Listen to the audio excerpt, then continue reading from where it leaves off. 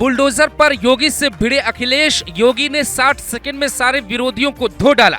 शहजाद के घर बुलडोजर पे ऐसा क्या बोले योगी, मोहन यादव से लेकर मोदी तक हिल गए। क्या वकील नहीं मैकेनिक भी बुलाकर सुप्रीम कोर्ट को समझना होगा बुलडोजर का मैकेनिज्म। क्या 17 सितंबर को सुप्रीम कोर्ट जब सुनवाई करेगा तो उसके पास वकीलों की फौज के अलावा मैकेनिक भी होंगे जो बुलडोजर के स्टीयरिंग, गियर और ब्रेक की डिटेल बताएंगे।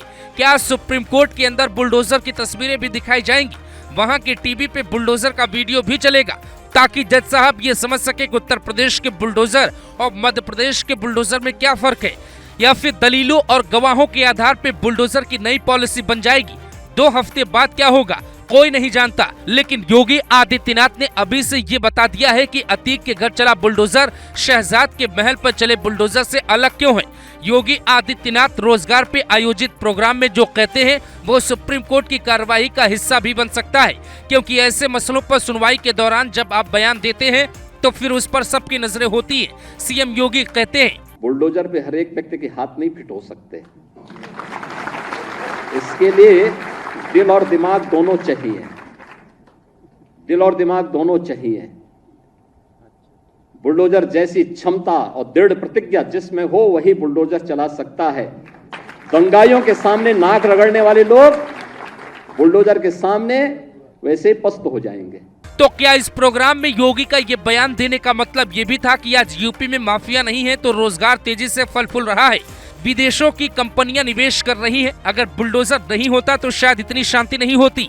या फिर योगी का इशारा अपने विरोधियों और अपनों की ओर भी था जो बेधड़क बुलडोजर चलाकर खुद को योगी जैसा सख्त दिखाना चाहते लेकिन कानूनी दांवपेच में फंस जाते हैं। सियासत के जानकार कहते हैं योगी अपने विरोधियों को ये कहना चाहते हैं कि बुलडोजर आपके वश की बात नहीं है, क्योंकि बुलडोजर झारखंड की हेमंत सोरेन सरकार में भी चलता है, बिहार की नीतीश सरकार में भी चलता है और राजस्थान की अशोक गहलोत सरकार भी चला चुकी है। या फिर बीजेपी शासित राज्यों के सीएम को भी ये बताना चाहते हैं कि बुलडोजर चलाने से पहले हमारी तरह दृढ़ इच्छा शक्ति वाला संत बनो, हमसे ट्रेनिंग लो, क्योंकि बुलडोजर पे जो सवाल उठे हैं वो इस बार मध्य प्रदेश के मुख्यमंत्री मोहन यादव और राजस्थान के मुख्यमंत्री भजनलाल शर्मा की कार्रवाई के बाद ज्यादा उठे।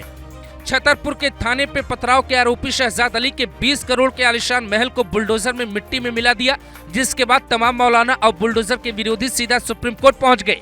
वहां जज साहब ने साफ साफ कह दिया ऐसे तो बुलडोजर नहीं चलने दे सकते। 17 सितंबर को आगे की सुनवाई होगी। तो क्या इसके पहले सीएम योगी जनता और अदालत दोनों को ये बताना चाहते हैं कि हम जो बुलडोजर चलाते हैं वो जनता की भलाई के लिए है, हम माफियाओं से जमीन लेकर आम लोगों को देना चाहते हैं, बुलडोजर जाति मजहब या पंथ देखकर नहीं चल रहा है। या फिर योगी अपने बयान में ये भी इशारा करना चाहते हैं कि यूपी का बुलडोजर एक्शन ओके है, बाकी राज्यों का मुझे पता नहीं। हालांकि योगी के इस बयान से अखिलेश इत्तेफाक नहीं रखते, बल्कि इस बयान पर वो कहते हैं बुलडोजर में दिमाग नहीं स्टीयरिंग होता है।